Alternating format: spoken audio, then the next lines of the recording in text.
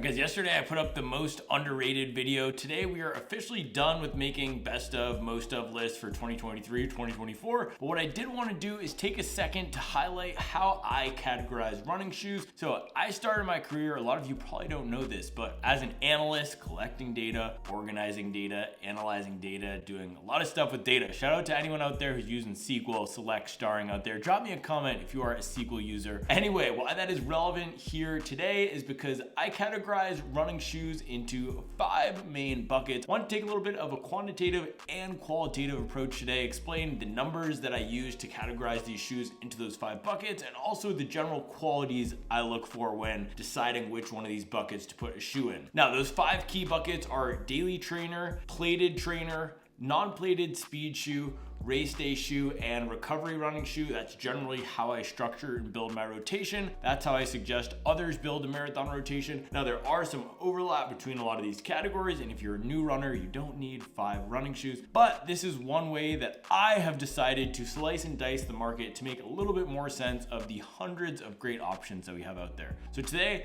let's dive into all those categories. Let's get nerdy. Let's get excited about the new shoes we have coming for 2024.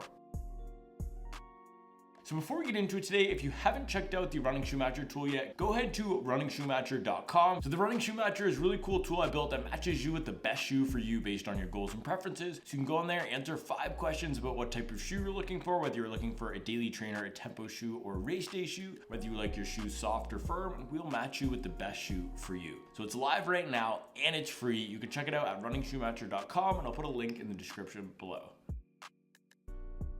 So if you look back about 10 years ago, there were 3 main categories of running shoe. You had your everyday running shoe, which you could classify as a daily trainer. You had your support shoes. A lot of them were motion control shoes. They were heavy, they were plasticky, there were hard, rigid pieces in there. And then you had lightweight racing flats. And those are really the bulk of the running shoe market. Now, with the minimalist trend, and then with Hoka coming in and pioneering those max cushion shoes, and then with Nike coming in and pioneering what a plated race day shoe could do, there's been an explosion in this category that's turned running shoes into a hobby with enthusiasts, with people who spend thousands of dollars a year on shoes in a way that others do for watches or golf clubs or records. There are a lot of us out there who, me included, aren't just going out there to buy a piece of sports gear to strap on our feet, but who love the culture of the shoes, who love everything that goes into it, the tech, the utility, and the beauty. And running shoe brands understand that and have catered to that by designing some awesome shoes, but also making for a pretty complicated market with tons of offerings across all these segments. Take, for example, a brand like ASICS. They have multiple running shoes designed for everyday training. They have the Nimbus, they have the Cumulus, they have the Super Blast, they have the Nova Blast. It's dizzying, right? And then they have the Magic Speed, they have the Meta Speed. So what I found is that those 5 categories are really a way to wrangle these shoes, help understand a little better what all of these are fit for, and generally where all of these fall in line. Now, of course, there is a 6th category, stability shoes.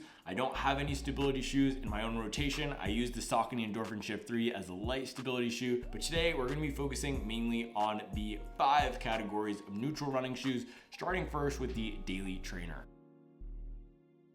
The daily trainer category of running shoes is my favorite category, this in the non-plated speed shoe category. And these are the shoes that you use for all of those everyday miles. So if you look at a training plan for a marathon or a half marathon, you're gonna have a lot of runs prescribed in that aerobic zone, maybe 70 to 80% of your max heart rate. It's not gonna be a super hard effort. It's what a lot of folks refer to as zone 2 running or conversational pace running. And for those types of runs, you're gonna want a daily trainer. Now, most daily trainers are below 10 ounces. And for me, I prefer one with below a 40mm stack in the heel. Now, over the past 2 to 3 years, we have seen a lot of daily trainers getting softer. We've seen the foams getting higher. We've seen them getting more rockers. I personally prefer to go with a more traditional daily trainer. So my pick in that category over the past year has been the Adidas Audi Zero SL. And most recently, I've been using the Nike Vomero 17. So a good daily trainer should be sturdy. It should be reliable. It should have a ride that can be fast when you want it to pick up the pace a little bit, but also comfortable enough for those conversational pace miles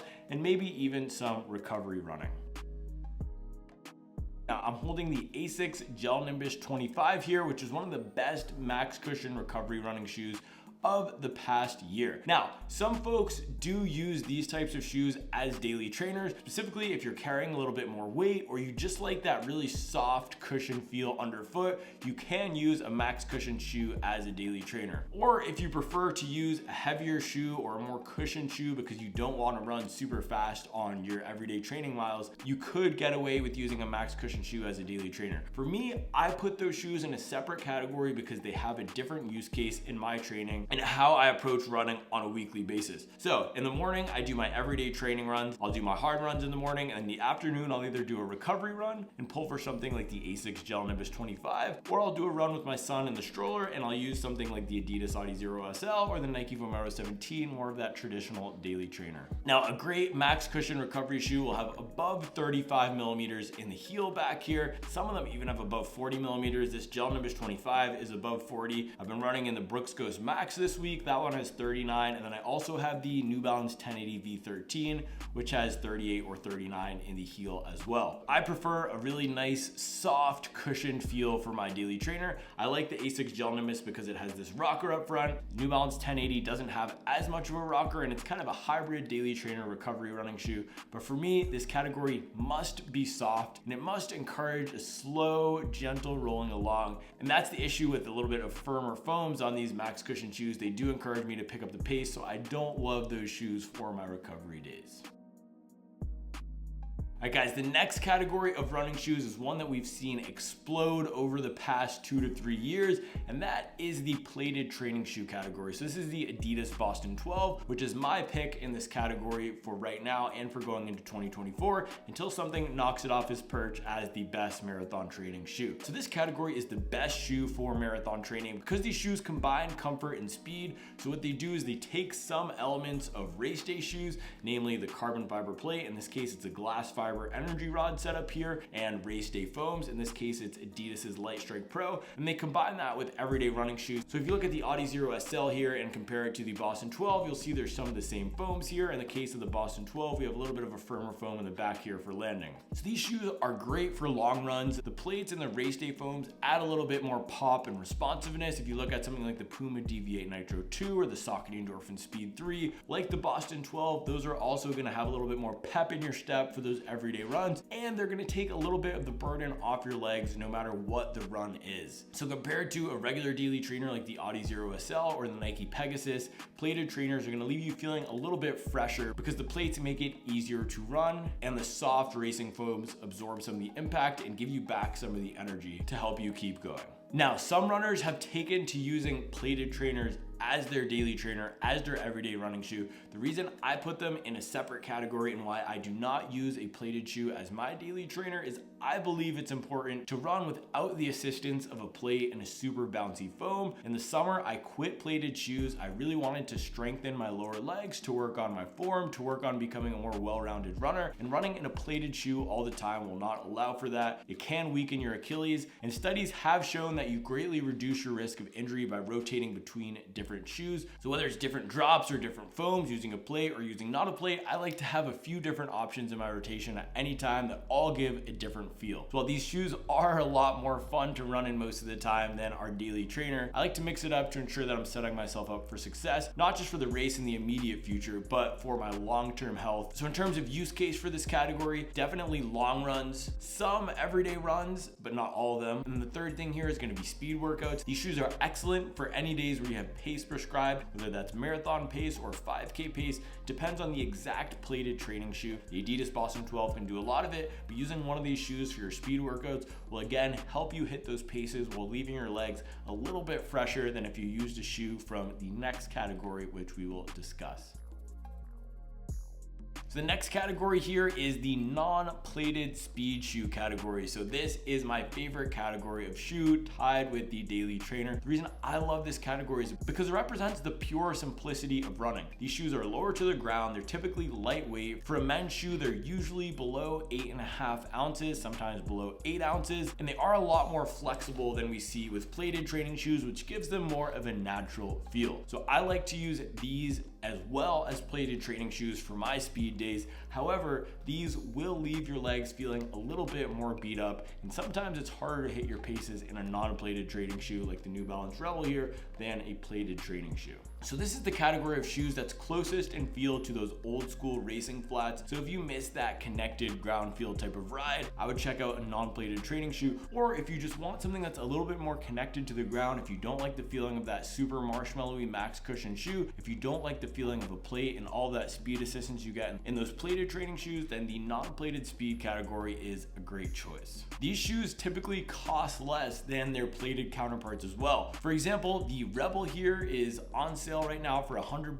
MSRP of these shoes is typically $130 to $140, whereas the plated training counterpart to this, the SC Trainer, retails for $180. So these are less versatile. They're not great for longer runs. I don't love taking the Rebel longer than 10 miles, but it is a fun ride and it does help strengthen your lower legs while giving you a nice connected ground feel.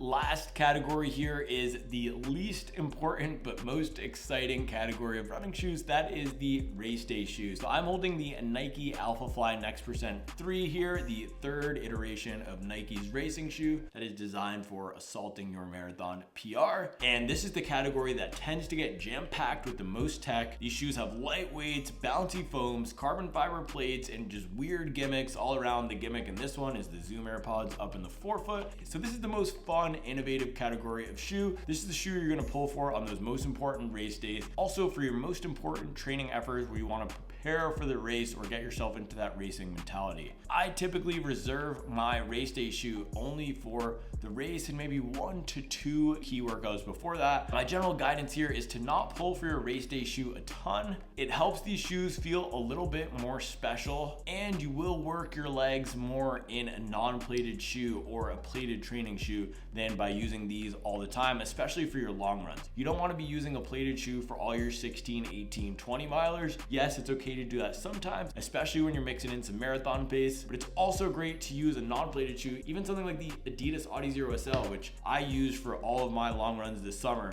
That's going to help you build up that leg strength. These are really fun to run in. They tend to have some aggressive geometries. They tend to take a little bit of work to get used to running in. For example, this one really puts you up on your toes. I have to run with great strength and form to be able to maximize the capacity here. But these are the shoes that are going to help us get our best performance on race day. So because of all that tech, these come at a price. This shoe here is going to be $285. There is a new shoe hitting the market, the Diadora Gara, that's priced at $300. That's the first widely available race day shoe with a $300 MSRP, I believe. And then the majority of this category for the marathon sits at $250, while lower stack shoes are typically $180 to $200, those 5K, 10K racing type of shoes. So for the price, you're going to be getting a nice soft, bouncy, energy returning foam like a Piva. You're going to be getting a carbon fiber plate. You're going to be getting a super lightweight, breathable upper, which will all come together to help you shave off maybe 3 to 5% of your race day time if you can optimize the shoe and use it properly. So performance definitely comes at a price, but for those of us looking to score our big PRs in 2024, grabbing a shoe like the Alphafly is going to be worth it. All right, guys, so there you have it. That is an overview of the running shoe market in 2024. Those are the 5 categories of running shoes, and yes, the 6th category, the stability shoe category. Let me know your thoughts on the market. Let me know which one of these categories is your favorite. As always, thanks for watching, and I'll be back tomorrow with another video.